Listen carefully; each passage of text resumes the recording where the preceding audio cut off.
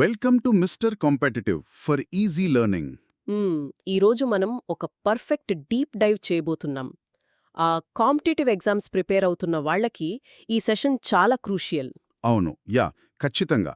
ఎందుకంటే ఈరోజు మనం డిస్కస్ చేయబోయే ఏప్రిల్ 24, 2026 నాటి కరెంట్ అఫైర్స్ చాలా ఇంటర్ కనెక్టెడ్గా ఉంటాయి. ఎగ్జాక్ట్లీ. సో ఎలాంటి టైం వేస్ట్ లేకుండా, అసలు అనవసరమైన ముచ్చట్లు లేకుండా మనం డైరెక్ట్గా ఆ 17 ముఖ్యమైన టాపిక్స్ వరుస క్రమంలో చూద్దాం. రైట్.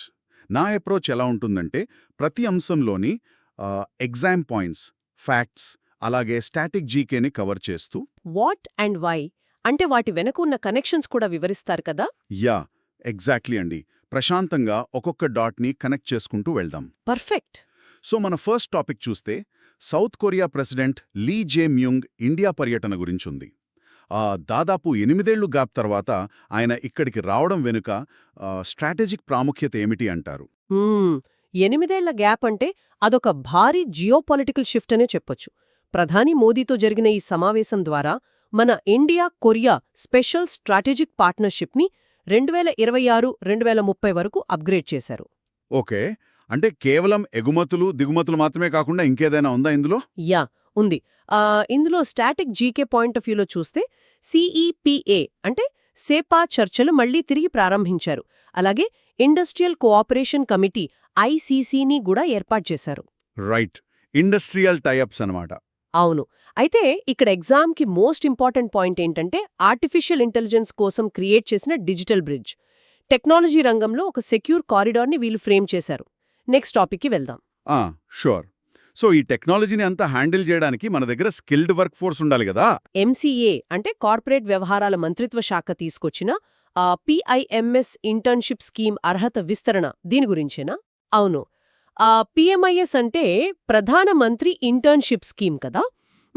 ఒక చిన్న ఉదాహరణ చెప్తాను. కేవలం బుకిష్ నాలెడ్జ్ ఉంటే ఇండస్ట్రీలో జాబ్స్ రావడం కష్టం. ఇండస్ట్రీ ఎక్స్పీరియన్స్ చాలా ముఖ్యం. అది నిజమే. ఫ్రెషర్స్కి జాబ్స్ ఇవ్వాలంటే కంపెనీలు భయపడతాయి. ఎగ్జాక్ట్లీ. అందుకే 18 నుండి 25 ఏళ్ల వయసుండి డిగ్రీ లేదా పీజీ చివరి సంవత్సరం చదువుతున్న వాళ్లకి ఈ స్కీమ్ వర్తింపజేశారు. వాళ్లకి నెలకు 9,000 స్టైపెండ్ వస్తుంది. వావ్! స్టూడెంట్స్కి 9,000 అంటే మంచి అమౌంట్. ఈ ఫండ్స్ అన్ని కంపెనీలే ఇవ్వాలా? అదే ఇక్కడ బెస్ట్ పార్ట్. ఈ 9,000లో 90% నిధులను ప్రభుత్వమే ఇస్తుంది. కాబట్టి కంపెనీల మీద భారం పడదు. ఓకే, కానీ స్టూడెంట్స్ డైరెక్ట్గా వెళ్ళిపోవచ్చా క్లాసెస్ బంక్ కొట్టి? లేదు. ఖచ్చితంగా విద్యా సంస్థ నుండి ఎన్ఓసి అంటే నో అబ్జెక్షన్ సర్టిఫికేట్ తీసుకురావడం తప్పనిసరి. స్టైపెండ్తో పాటు సంవత్సరానికి 6,000 అదనపు సహాయం కూడా అందుతుంది. నెక్స్ట్ టాపిక్కి వెళ్దాం. రైట్. సో ఈ వర్క్ ఫోర్స్ని వాడుకోవడానికి మన టెలికాం సెక్టార్ కూడా రెడీ అవుతున్నట్లుంది. కమ్యూనికేషన్స్ మంత్రి జ్యోతిరాదిత్య సింధియా గారు సవరించిన టీడీఐపీ మార్గదర్శకాలను రిలీజ్ చేశారు కదా. ఇవి టెలికాం సెక్టార్ని ఎలా మార్చబోతున్నాయి? టీడీఐపీ అంటే telecom development and investment promotion scheme. దీని మెయిన్ టార్గెట్ ఏంటంటే రాబోయే 5G, అడ్వాన్స్డ్ మరియు 6G టెక్నాలజీలలో మన దేశంలోనే ఇన్నోవేషన్ను పెంచడం. అంటే విదేశీ టెక్నాలజీ మీద ఆధారపడకుండా ఉండటానికా? అవును. అంతర్జాతీయ ప్రమాణాల్లో భారత పాత్ర కేవలం కన్జ్యూమర్గా కాకుండా క్రియేటర్గా ఉండాలనేది లక్ష్యం. దీనికి ఫండ్స్ ఎలా అలొకేట్ చేశారు మరి? 2026-2031 కాలానికి గాను 203 కోట్ల బడ్జెట్ని కేటాయించారు. ఎగ్జామ్ పాయింట్లో గుర్తుపెట్టుకోవాల్సిందేంటంటే ఈ స్కీమ్ డైరెక్ట్గా కాకుండా టీఎస్డీఎస్ఐ, టీసీఓఈ మరియు టీసీఐఎల్ సంస్థల ద్వారా అమలవుతుంది. నెక్స్ట్ టాపిక్ వెళ్దాం. డన్. ఇప్పుడు ఎన్విరాన్మెంట్ సైడ్ వస్తే ఉత్తరప్రదేశ్లోని అలీగర్ దగ్గరున్న షేఖాజీల్కి ఇంటర్నేషనల్ రామ్సర్ సైట్ గుర్తింపు వచ్చింది కదా. ఒక చిన్న సరస్సుకు ఇంత పెద్ద గుర్తింపు ఎందుకు వచ్చిందంటారు? అది చిన్న సరస్సులా కనిపించొచ్చు కానీ సెంట్రలేషన్ ఫ్లైవేకి అంటే వలస పక్షులు ప్రయాణించే మార్గానికి ఇదొక చాలా ముఖ్యమైన వింటర్ రిట్రీట్. శీతాకాల విడిది అన్నమాట.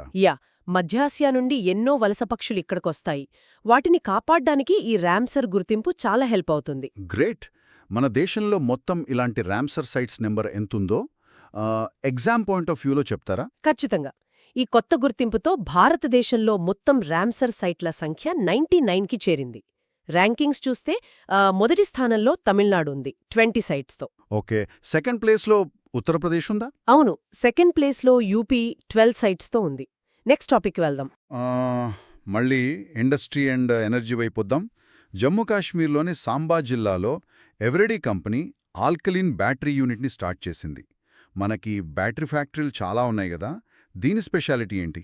ఇది నార్మల్ ఫ్యాక్టరీ కాదు, భారతదేశపు మొట్టమొదటి మరియు ఏకైక ఆపరేటింగ్ ఆల్కలీన్ బ్యాటరీ తయారీ యూనిట్. వెయిట్, నిజంగానా?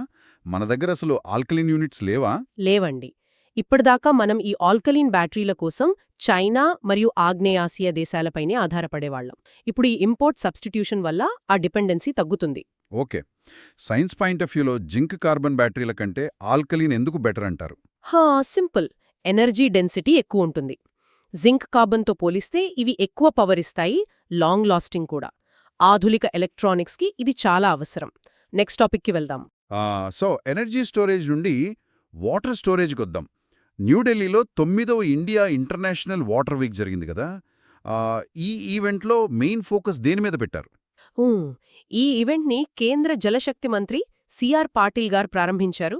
గ్లోబల్ వాటర్ ఎక్స్పర్ట్స్ని ఒకే వేదికపైకి తీసుకురావటం దీని మెయిన్ ఉద్దేశ్యం. అంటే జస్ట్ డిస్కషన్స్ కోసమేనా, లేక ఏదైనా కాంక్రీట్ టార్గెట్ పెట్టుకున్నారా? ఒక క్లియర్ టార్గెట్ ఉంది. మే 2026 నాటికి దేశవ్యాప్తంగా దాదాపు 1 కోటి కృత్రిమ రీఛార్జ్ అంటే ఆర్టిఫిషియల్ రీఛార్జ్ మరియు నీటి సంరక్షణ నిర్మాణాలను ఏర్పాటు చేయాలన్నది లక్ష్యం. 1 కోటి స్ట్రక్చర్స్ అంటే గ్రౌండ్ వాటర్ని పెంచడానికి ఇదొక మ్యాసివ్ మూవ్ అనమాట. అవును, ఎగ్జాక్ట్లీ. వర్షపు నీటిని భూగర్భంలోకి పంపించడానికి ఇవి చాలా బాగా యూజ్ అవుతాయి. నెక్స్ట్ టాపిక్కి వెళ్దాం. రైట్, నీటి సంరక్షణ నుండి సముద్ర జలాల్లోకెళ్దాం. శ్రీలంకలోని కొలంబోలో జరిగిన INSLN డైవెక్స్ 2026లో మన INS నిరీక్షక్ నౌక పాల్గొంది కదా, ఈ డైవింగ్ ఎక్సర్సైజ్లో మన నౌక పాత్ర ఏంటి? ఈ INS నిరీక్షక్ అనేది నార్మల్ షిప్ కాదు. ఇది ఇండియన్ నేవీకి చెందిన ఒక స్పెషలైజ్డ్ డైవింగ్ సపోర్ట్ మరియు సబ్మరీన్ రెస్క్యూ నౌక. అంటే సముద్రం అడుగున జలాంతర్గాములకు ఏదైనా ప్రాబ్లం వస్తే ఇది హెల్ప్ చేస్తుందా? కరెక్ట్. ఇలాంటి ఎక్సర్సైజెస్ వల్ల హిందూ మహాసముద్ర ప్రాంతంలో అంటే IOR రీజియన్లో భద్రత పెరుగుతుంది. మన నేవీ వాళ్ల మహాసాగర్ విజన్కి ఇది అలైన్ అవుతుంది అనొచ్చు కదా? అవును, భారతదేశం యొక్క మహాసాగర్ సముద్ర దార్శనికతకు ఇది కరెక్ట్గా సరిపోతుంది. నెక్స్ట్ టాపిక్కి వెళ్దాం. ఓకే, ఇప్పుడు కొంచెం ఫినాన్స్ అండ్ టెక్ గురించి చూద్దాం. పంజాబ్ నేషనల్ బ్యాంక్ కివీ అనే ఫిన్టెక్ సంస్థతో ఒక పార్ట్నర్షిప్ చేసుకుంది కదా, ఈ ఫిజికల్ క్రెడిట్ కార్డ్ లేకుండా స్కాన్ చేసి పే చేయడమేంటో కొంచెం ఇంట్రెస్టింగ్గా ఉంది. ఇది UPI based RuPay credit card అండి. PNB మరియు కివీ కలిసి దీన్ని లాంచ్ చేశాయి. అంటే మీ దగ్గర ప్లాస్టిక్ కార్డు ఉండాల్సిన అవసరం లేదు, డైరెక్ట్గా QR కోడ్ స్కాన్ చేసి క్రెడిట్ కార్డ్ ద్వారా పే చేయొచ్చు. డైరెక్ట్గా ఫోన్ నుండే స్కాన్ అండ్ పే అనమాట. మరి ఫీజులు ఎలా ఉంటాయి దీనికి? అదే దీని స్పెషాలిటీ. దీనికి ఎలాంటి జాయినింగ్ ఫీజ్ గానీ యాన్యువల్ ఫీజ్ గానీ లేదు, complete zero fees. Super. Apply చేయడం కూడా ఆన్లైన్లోనేనా? 100% డిజిటల్ ఆన్బోర్డింగ్ ద్వారానే దీన్ని జారీ చేస్తారు. బ్రాంచ్కి వెళ్లాల్సిన పనే లేదు. నెక్స్ట్ టాపిక్ వెళ్దాం. డిజిటల్ ఫైనాన్స్లోనే ఇంకో పెద్ద న్యూస్ ఉంది. RBI సెంట్రలైజ్డ్ పేమెంట్ సిస్టమ్ అంటే CPSలోకి మొట్టమొదటిసారిగా ఒక ప్రైవేట్ సంస్థ వచ్చింది కదా, పేపాయింట్ ఇండియా. ఇది ఎందుకంత స్పెషల్? ఎందుకంటే ఇప్పటివరకు ఈ సిస్టంలో బ్యాంక్స్ మాత్రమే ఉండేవి. CPSలో చేరిన మొట్టమొదటి ప్రైవేట్ ఫిన్టెక్ ఈ పేపాయింట్ ఇండియానే. ఓకే, అంటే దీనివల్ల వాళ్లకొచ్చే అడ్వాంటేజ్ ఏంటి? బ్యాంకుల మీద ఆధారపడక్కర్లేదా? ఎగ్జాక్ట్లీ అండి. లావాదేవీల కోసం వేరే స్పాన్సర్ బ్యాంకులపై ఆధారపడాల్సిన అవసరం ఇప్పుడు వీళ్లకు తప్పుతుంది. అంటే వాళ్లకే డైరెక్ట్ యాక్సెస్ వస్తుందన్నమాట. అవును. ఎగ్జామ్ పాయింట్గా చూస్తే ఇప్పుడు పే పాయింట్కు సొంత IFSC కోడ్ వస్తుంది. దీనివల్ల డైరెక్ట్గా RTGS, నెఫ్ట్ అంటే NEFT వ్యవస్థలకు యాక్సెస్ లభిస్తుంది. నెక్స్ట్ టాపిక్కి వెళ్దాం. ఫైనాన్షియల్ సెక్టర్లో స్టెబిలిటీ అనేది లీడర్షిప్ మీద కూడా డిపెండ్ అవుతుంది కదా. HDFC లైఫ్ MD మరియు CEOగా విభా పడల్కర్ గారి పదవీకాలాన్ని పొడిగించారు. ఇదెందుకు ఇంపార్టెంట్ అంటారు? కార్పొరేట్ లీడర్షిప్లో స్థిరత్వం చాలా ముఖ్యం. HDFC లైఫ్ బోర్డ్ ఆమె పదవీకాలాన్ని సెప్టెంబర్ 2026 నుండి మరో 5 ఏళ్లు పొడిగించింది. అంటే ఆవిడికి చాలా స్ట్రాంగ్ ట్రాక్ రికార్డ్ ఉండే ఉంటుంది కదా. CEO అయ్యారు. ఇంకో ఇంపార్టెంట్ ఫ్యాక్ట్ ఏంటంటే జీవిత బీమా రంగంలోనే అతిపెద్ద విలీనమైన ఎక్సైడ్ లైఫ్ ఇన్షూరెన్స్ కొనుగోలు 2022లో ఈమె నేతృత్వంలోనే జరిగింది. ఓ, ఆ మెగా మర్జర్ ఈమె లీడర్షిప్లోనే జరిగిందనమాట. దట్స్ ఎ గ్రేట్ మైల్ రాయ్. అవును, అందుకే అంత కాన్ఫిడెంట్ అవ్వండి మీద. నెక్స్ట్ టాపిక్కి వెళ్దాం. ఇప్పుడు ఫైనాన్స్ నుండి డైరెక్ట్గా స్పేస్లోకి వెళ్దాం. చైనా తమ అంతరిక్ష కేంద్రం టియాంగాంగ్లోకి విదేశీయులను, అది కూడా పాకిస్తానీ వ్యోమగాములను పంపడం వెనక ఉద్దేశం ఏంటంటారు? ఇది ఒక రకంగా space diplomacy. China manned space agency ఇద్దరు పాకిస్తానీలను ఎంపిక చేసింది. వాళ్ల పేర్లు మొహమ్మద్ జీషాన్ అలీ మరియు ఖుర్రం దావూద్. చైనా స్పేస్ ప్రోగ్రాంలో విదేశీయులకు ఇలా చోటు దక్కడం ఇదే తొలిసారా? యా, కరెక్ట్, ఇదే ఫస్ట్ టైం. వీరు భూమి కక్షలోకి ప్రవేశించిన మొదటి పాకిస్తానీలుగా చరిత్ర సృష్టించనున్నారు. ఓకే, ఇది రెండు దేశాల స్పేస్ ఏజెన్సీల మధ్య అగ్రిమెంటా? అవును, సిఎంఎస్ఏ మరియు పాకిస్తాన్ స్పేస్ ఏజెన్సీ అయిన సుపార్కో అంటే SUPARCO మధ్య జరిగిన ఒప్పందం ఫలితమే ఇది. నెక్స్ట్ టాపిక్కి వెళ్దాం. పాకిస్తాన్కి సంబంధించిన ఇంకో డిఫెన్స్ అప్డేట్ కూడా ఉంది. కొత్తగా ఒక క్షిపణి పరీక్షించారు కదా, ఈ తైమూర్ క్షిపణి గురించి చెప్తారా? పాకిస్తాన్ స్వదేశీయంగా డెవలప్ చేసిన air launched anti-ship cruise missile అండి ఈ తైమూర్. దీని వాళ్ళు విజయవంతంగా పరీక్షించారు. ఎయిర్ లాంచ్డ్ అంటే గాల్లో ఫ్లైట్ నుండి లాంచ్ చేస్తారా దీన్ని? అవును, ఎగ్జాక్ట్లీ. దీనివల్ల నేవీ మరియు ఎయిర్ ఫోర్స్ మధ్య సమన్వయం పెంచడానికి ఇది ఉపయోగపడుతుంది. ఓకే, ఎగ్జామ్ ఫ్యాక్ట్స్ చూసుకుంటే దీని రేంజ్ అండ్ కెపాసిటీ ఏంటి? దీని రేంజ్ 600 కిలోమీటర్లు. ఇది సముద్ర ఆధారిత లక్ష్యాలతో పాటు ల్యాండ్ అటాక్ సామర్థ్యం కూడా కలిగి ఉంది. నెక్స్ట్ టాపిక్కి వెళ్దాం. రైట్, ఇప్పుడు మన పాలిటీ అండ్ హిస్టరీ వైపు వద్దాం. ఉమ్మడి ఆంధ్రప్రదేశ్ రాజకీయాల్లో ఒక కీలకమైన వ్యక్తి, మాజీ సీఎం నాదెండ్ల భాస్కర్రావు గారు రీసెంట్గా కన్నుమూశారు కదా? అవును, ఆయన తన 90వ ఏట హైదరాబాద్లో కన్నుమూశారు. 1982లో ఎన్టీ రామారావు గారితో కలిసి టీడీపీ వ్యవస్థాపక సభ్యుడిగా ఆయన పాత్ర చాలా కీలకమైనది. కానీ ఆయన సీఎంగా చేసింది చాలా తక్కువ రోజులు కదా? Yeah, exactly. 1984లో కేవలం 31 రోజుల పాటు మాత్రమే ఆయన సీఎంగా పనిచేశారు. రాష్ట్ర చరిత్రలో అతి తక్కువ కాలం పనిచేసిన రికార్డిదేనా? అవునండి. పొలిటికల్ హిస్టరీ పాయింట్ ఆఫ్ వ్యూలో ఈ రికార్డ్ మనం గుర్తుపెట్టుకోవాలి. నెక్స్ట్ టాపిక్కి వెళ్దాం. ఏప్రిల్ 23న మనం ప్రపంచ పుస్తక మరియు కాపీరైట్ దినోత్సవం జరుపుకుంటాం. ఈ డిజిటల్ యుగంలో ఈ బుక్స్ అండ్ కాపీరైట్స్కి ఏప్రిల్ 23ని ఎందుకు ఎంచుకున్నారు? దీని 1995లో యునెస్కో ప్రారంభించింది. ఏప్రిల్ 23 స్పెషాలిటీ ఏంటంటే షేక్స్పియర్ మరియు మిగ్యూల్ డి సెర్వాంటెస్ వంటి గొప్ప రచయితల వర్ధంతి ఇది. ఆ ఫ్యాక్ట్ని బేస్ చేసుకుని ఈ డేట్ ఎంచుకున్నారు. ఓ గ్రేట్. ప్రతి సంవత్సరం ఒక క్యాపిటల్ని అనౌన్స్ చేస్తారు కదా, వరల్డ్ బుక్ క్యాపిటల్గా. 2026కి ఏ నగరం ఎంపికైంది? 2026 సంవత్సరానికి మొరాకో రాజధాని రబత్ నగరాన్ని వరల్డ్ బుక్ క్యాపిటల్గా ప్రకటించారు. ఈ హోదా పొందిన 26వ నగరం ఇదే. నెక్స్ట్ టాపిక్కి వెళ్దాం. ఈ ఏప్రిల్ 23కే ఇంకో స్పెషాలిటీ కూడా ఉంది కదా, ఐక్యరాజ్య సమితి ఆంగ్ల భాషా దినోత్సవం, అంటే UN ఇంగ్లీష్ లాంగ్వేజ్ డే.